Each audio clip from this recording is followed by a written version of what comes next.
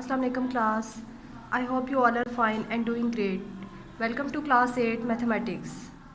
Today we will discuss exercise number 2.3, that is basically about square root. How to find the square root of a number. There are two methods to find the square root of a number. Method number 1 is square root by factorization. Method number 2 is square root by division method. First of all, we will discuss method number 1, that is about square root by factorization, and then we will solve all questions related to this topic. Square root by factorization. To find the square root of a perfect square by the method of factorization, we convert the number in factors form. किसी भी number का square root find करने के लिए by factorization method हम उस number के factors बनाते हैं. इट मीन्स कि अगर कोई भी नंबर आपके पास गिवन है तो आप उसका एलसीएम लेके पहले उसके फैक्टर्स बनाएंगे. First of all we will solve example number 3. Find the square root of 2025. Now this is a number. First of all we have to make its factors by LCM. Basically there are 3 steps to solve these type of questions.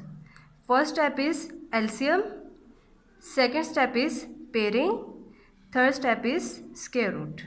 So first of all we will take its LCM like this. LCM लेने के लिए हमें कोई भी ऐसा number, किसी ऐसे number से इसका LCM लेना है, ऐसे नंबर से मल्टीप्लाई करना है जिसका टेबल इस पे जाए. ठीक है, जैसे कि अब 2025 के एंड पे 5 है, 2 का टेबल इस पर नहीं जा सकता, इसी तरह 3 4 का भी नहीं जा सकता. सो इट मीन्स कि हमें 5 का टेबल लेके जाना है. ठीक है, देन 3 का लेके जाएंगे और इसके फैक्टर्स इस तरह से हम बना लेंगे बाय एलसीएम मेथड. फैक्टर्स बनाने के बाद अब जैसा कि हमारे पास नंबर था 2025, तो 2025 के ये सब फैक्टर्स हैं.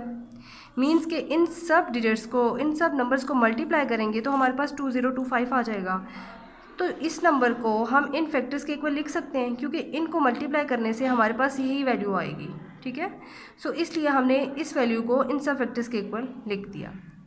नेक्स्ट अब हमने क्या करना है कि इन नंबर्स का स्क्वायर लिख देना है. अब जैसे 5 2 टाइम्स है, सो इट मीन्स 5 का स्क्वायर. 5 का स्क्वायर मीन्स कि 5 हमारे पास 2 टाइम्स है. मल्टीप्लाई 3 का स्क्वायर मीन्स कि 3 हमारे पास अभी 2 टाइम्स है. ठीक है, तो 3 का स्क्वायर हमने लिख दिया.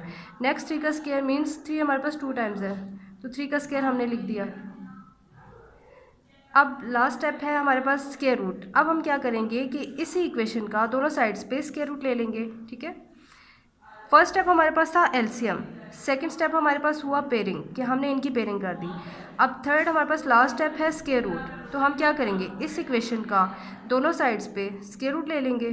ठीक है, लेफ्ट साइड पे स्क्वायर रूट लिया तो हमारे पास ये आ गया. अब राइट साइड पे स्क्वायर लेंगे तो क्या आएगा कि जो स्क्वायर है हमारे पास वो स्क्वायर रूट से कट जाएगा. अब 5 का स्क्वायर था तो ये 2 हमारे पास जो है वो स्क्वायर रूट से कटा तो हमारे पास 5 बच गया. 3 का स्क्वायर था वो स्क्वायर रूट से कटा तो 3 बच गया. फिर 3 का स्क्वायर कटा तो 3 बच गया. ठीक है, अब हमने क्या करना है, इन तीनों नंबर्स को आपस में मल्टीप्लाई कर देना है. तीनों नंबर्स को मल्टीप्लाई किया तो हमारे पास 45 आया. सो 45 क्या है, इस नंबर का स्क्वायर रूट. ठीक है, हमें क्या फाइंड करना था, स्क्वायर रूट फाइंड करना था इस नंबर का. तो 45 हमारे पास क्या आया, इस नंबर का स्क्वायर रूट. तो ये बेसिकली आपके पास मेथड नंबर 1 है कि हम किसी भी नंबर का स्क्वायर रूट किस तरह से फाइंड करेंगे बाय फैक्टराइजेशन मेथड. सो इसके बेसिकली 3 स्टेप्स आपको अपने माइंड में रखने हैं. First step is LCM, second step is pairing, third step is square root. अगर आप इस तरह से स्टेप्स अपने माइंड में रखेंगे तो आपको ये क्वेश्चन सॉल्व करने में बहुत आसानी होगी. Thank you.